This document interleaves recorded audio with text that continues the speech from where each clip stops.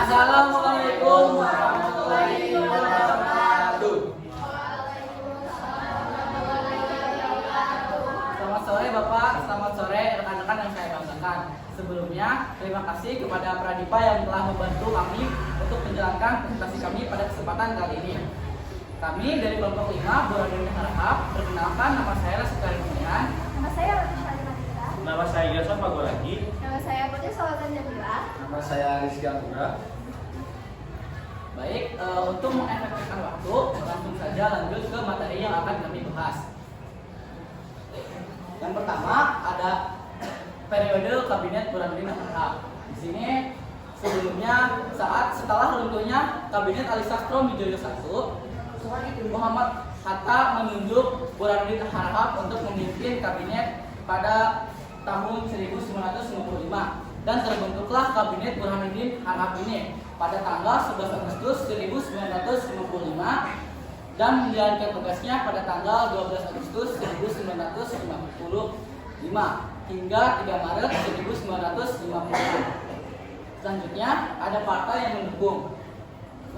Di sini ada 2 partai yang mendominasi kursi di parlementer, yaitu Partai Masyumi, Majelis Syuro Muslimin Indonesia, dan Nahdlatul Ulama, yaitu NU. Di sini ada dan 12 koalisi partai lainnya seperti Indonesia Raya, Syarikat Islam Indonesia, Demokrat NU, Sosialis Indonesia, Katolik Republik Indonesia, Partai Buruh, Partai Rakyat Nasional, Partai Republik Indonesia Raya, dan Partai Rakyat Indonesia, serta Partai Kristen Indonesia dan Partai Independen. Selanjutnya tentang program kerja di bidang politik akan dilanjutkan oleh rekan saya. Perkenalkan, nama saya Ati Sandarsa. Saya akan menjelaskan tentang program kerja di bidang politik. Yang pertama ada memperkembangkan politik kerjasama Asia Afrika berdasarkan politik bebas dan aktif menuju perdamaian. Jadi, guna melaksanakan politik ekonomi yang bebas aktif, Kabinet Burhanuddin Harahap melaksanakan kerjasama dalam berbagai bidang dengan negara-negara tetangga maupun negara jauh. Hal ini merupakan tindak lanjutan yang sebelumnya disepakati oleh pada masa Kabinet Ali I. Yang kedua, mengembalikan Irian Barat ke dalam wilayah kekuasaan Republik. Kabinet Burhanuddin Harahap melaksanakan perundingan dengan pihak Belanda. Namun rencana ini tidak mendapat restu oleh Presiden dan partai parlemen.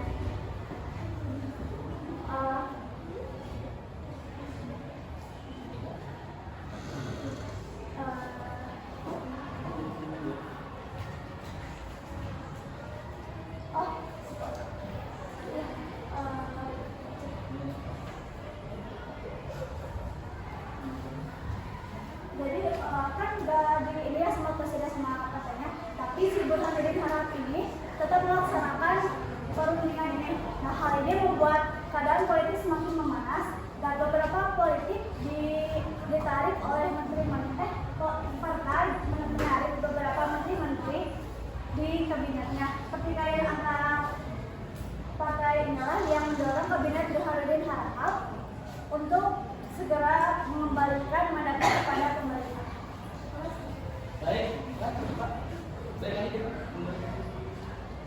Baik, di poin yang ketiga ini ada melaksanakan pemilihan umum. Sedikit koreksi dari kelompok 4, yaitu tadi Wali bilang bahwa terselenggaranya pemilihan umum ini dilaksanakan pada kabinet Wali, pada kabinet Ali Sastro Midjoyo I. Dan juga tetapi saya mengoreksi bahwa pemilihan umum ini terselenggarakan pada kabinet Burhanuddin Harahap ini. Terselenggaranya pemilihan umum ini dibagi menjadi 2 tahap. Tahap yang pertama yaitu pada tanggal 29 September 1955 itu bertujuan untuk memilih anggota DPR, dan pada tahap kedua pada tanggal 15 Desember 1955 untuk memilih anggota konstituante. Selanjutnya akan dilanjutkan oleh rekan saya tentang program kerja di bidang ekonomi. Perkenalkan, nama saya Putri Salatan Jamila. Di sini saya akan menjelaskan kebijakan atau program kerja di bidang ekonomi. Yang pertama, kebijakan liberalisasi perdagangan. Nah, pemerintahan Kabinet Burhanuddin Habibie memberlakukan liberalisasi perdagangan untuk mendorong pertumbuhan dan ekonomi. Kebijakan ini meliberalisasi regulasi perdagangan seperti pengurangan atau penghapusan tarif impor yang bertujuan untuk mengurangi hambatan perdagangan internasional. Yang kedua, ada sumber daya alam. Kabinet ini menekankan perkembangan sumber daya alam, terutama dalam pertambangan dan perkebunan. Kabinet ini membuat langkah-langkah untuk menekankan pengembangan sektor sumber daya alam, terutama pertambangan dan perkebunan. Nah, di sini itu kabinet ini itu guna untuk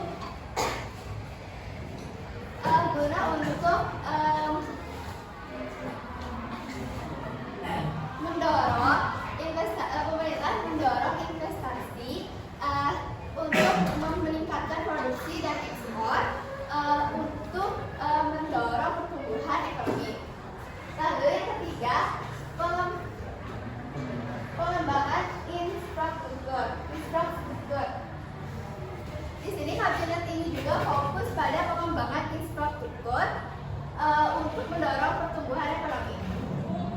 Kabinet ini melakukan investasi dalam pembangunan jalan, jembatan, lalu pelabuhan dan fasilitas transportasi lainnya guna untuk meningkatkan konektivitas antar daerah dan mempermudah pertukaran barang dan jasa.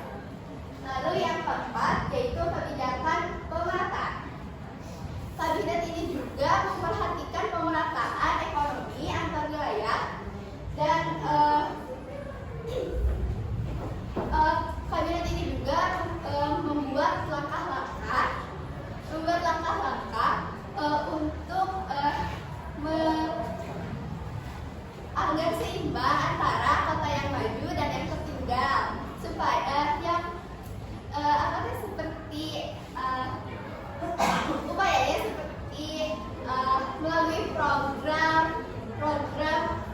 pengembangan daerah-daerah dan pengembangan daerah-daerah yang terlihat statusnya daerah itu tuh kurang.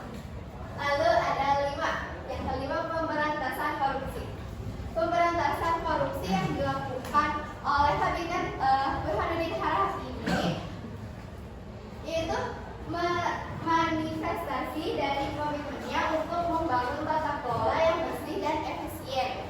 Dalam konteks ini, pemberantasan korupsi dapat diartikan sebagai strategi untuk menciptakan lingkungan yang kondusif bagi investasinya dan pertumbuhan ekonomi dan kesejahteraan masyarakat. Selanjutnya akan dijelaskan oleh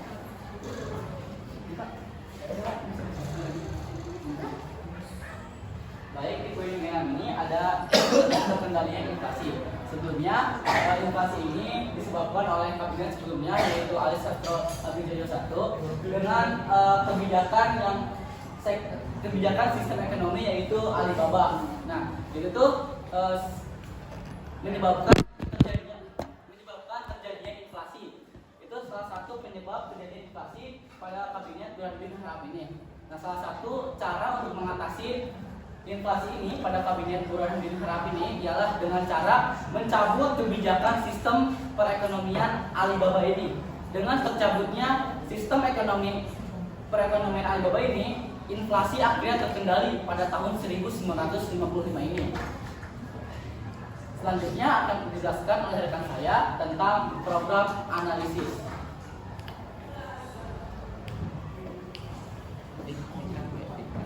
Baik, di sini saya akan menganalisis beberapa program kerja yang berhasil dan tidak berhasil.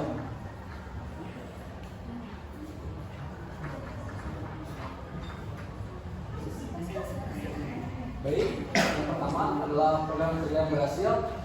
Yang pertama ada memperkembangkan politik kerjasama Asia Afrika berdasarkan politik bebas dan adil menuju perdamaian. Ada beberapa faktor yang mempengaruhi keberhasilan program kerja ini. Yang pertama, yaitu kondisi geopolitik Indonesia. Indonesia adalah negara wilayah Asia dan juga pada saat itu Indonesia termasuk anggota negara non-blok. Dengan kondisi geografis yang strategis ini, Kabinet Burhanuddin Harahap memanfaatkan posisi ini untuk mempromosikan kerjasama di tingkat regional dan juga global. Lalu juga faktor yang kedua adalah Indonesia aktif mengikuti konferensi Asia dan Afrika. Indonesia mengikuti konferensi tingkat tinggi Asia Afrika, yaitu forum yang paling penting diikuti untuk Indonesia di negara wilayah Asia dan Afrika. Lalu juga nomor 2, melaksanakan pemilihan umum menurut rencana yang sudah ditetapkan dan menyelenggarakan terbentuknya parlemen yang baru. Mengapa melaksanakan pemilihan umum menurut rencana yang sudah ditetapkan? Karena sebelum Kabinet Burhanuddin Harahap ini ada kabinet alih yang melakukan beberapa rencana yang termasuk relatif aman dan juga sudah terencana dengan matang, lalu direalisasikan oleh Kabinet Burhanuddin Harahap ini. Ada beberapa faktor yang menjadi keberhasilan dalam proker ini. Yang pertama adalah stabilitas pemerintahan. Kabinet Burhanuddin Harahap ini mampu menjaga stabilitas politik dengan baik dalam masa itu. Karena dalam melakukan pemilihan umum, kestabilan dan keamanan dalam politik juga menjadi faktor yang paling penting untuk melakukan pemilihan umum. Lalu juga ada faktor berikutnya adalah pemerintah melakukan konsensus politik dengan tinggi. Pada saat itu pemerintah melakukan konsensus politik dengan tinggi, yaitu konsentrasi khusus pada pemilihan umum, yang menjadi faktor mengapa bisa terjadinya pemilihan umum, karena pemerintah melakukan beberapa rapat atau beberapa pertemuan penting untuk membahas pemilihan umum. Lalu yang ketiga, yang paling penting adalah dukungan masyarakat juga, karena faktor Indonesia melakukan pemilihan umum disebabkan berhasilnya adalah dukungan masyarakat juga, karena pemilihan umum ini dilakukan oleh masyarakat sendiri dan alhamdulillahnya masyarakat bersedia untuk mendukung pemilihan umum ini. Lalu yang ketiga, pemberantasan korupsi. Dalam faktor kabinet pemberantasan korupsi ini, Kabinet Burhanuddin Harahap mampu melakukan penegasan hukum dalam bidang korupsi dengan menangkap Iskak Cokro Adisuryo dan Jojo Gondokusumo. Lalu yang keempat, yang masih akan dijelaskan oleh rekan saya. Baik, di sini saya menjelaskan mengenai inflasi. Di sini terkendalinya inflasi termasuk program kerja yang dibilang berhasil, dikarenakan pada kabinet sebelumnya inflasi ini menjadi salah satu runtuhnya kabinet sebelumnya. Nah, pada kabinet ini inflasi ini berhasil dikendalikan dikarenakan dengan cara tadi itu, yaitu dengan cara mencabut sistem ekonomi Alibaba. Dengan dicabutnya sistem ekonomi Alibaba, inflasi di Indonesia pada kabinet Burhanuddin Harahap ini berhasil terkendali. Selanjutnya akan dilanjutkan oleh rekan saya.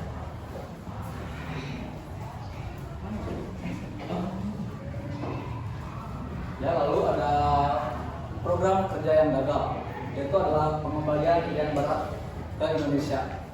Beberapa faktor yang menjadi kegagalan dalam program kerja pengembalian Irian Barat ini adalah pertama, kondisi geografis yang sulit. Irian Barat atau sekarang disebut Papua memiliki kondisi geografis yang sulit dengan adanya hutan yang lebat, pegunungan, dan juga infrastruktur yang belum lengkap pada saat itu, menjadi acuan atau alasan mengapa Kabinet Burhanuddin Harahap ini sulit untuk melakukan pengembalian Irian Barat ke Indonesia. Lalu juga faktor berikutnya adalah perlawanan militer Belanda. Belanda menolak mengembalikan Irian Barat kepada Indonesia. Hal ini menjadikan ketegangan agresi militer antara Belanda dan juga Indonesia. Lalu ada faktor berikutnya adalah kekurangannya sumber daya. Terbatasnya sumber daya, entah itu sumber daya manusia maupun ekonomi, adalah menjadi faktor yang paling penting dalam program kerja pengembalian beban berat ini. Karena dengan berkurangnya atau dengan terbatasnya sumber daya manusia dan ekonomi ini tidak bisa menjadikan kabinet berat itu mengelola iuran berat dengan efektif dan melakukan pembebasan iuran berat dengan baik. Lalu akan disampaikan oleh rekan saya.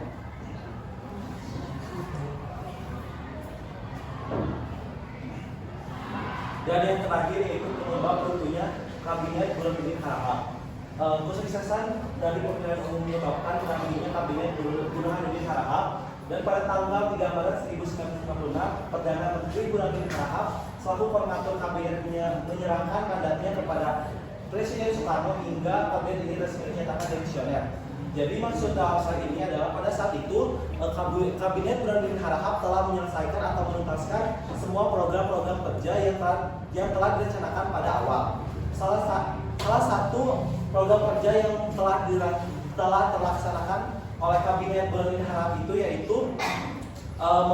yaitu telah mampu menyelenggarakan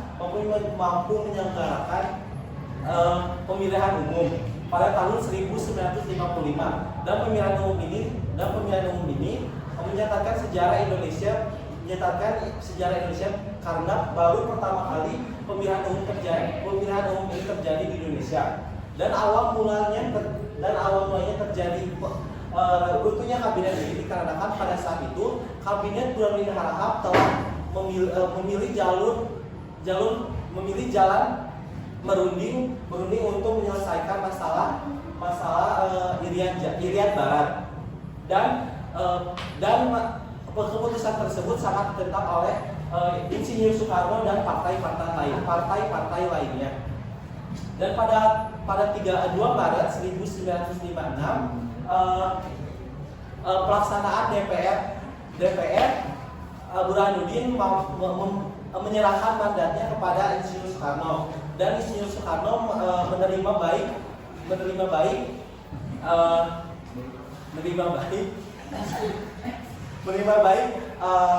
mandat yang telah diberikan oleh kabinet Burhanuddin Harahap, dan pada akhirnya kabinet Burhanuddin Harahap ini dinyatakan demisioner dan telah selesai masa kabinetnya. Jadi penyebab runtuhnya kabinet ini dikarenakan pada awalnya itu pemilihan umum 1950 ini telah selesai, dan semua program-program kerja kabinet ini telah dinyatakan selesai.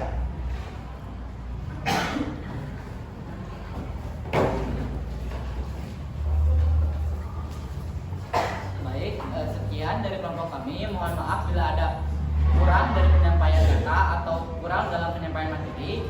Mohon maaf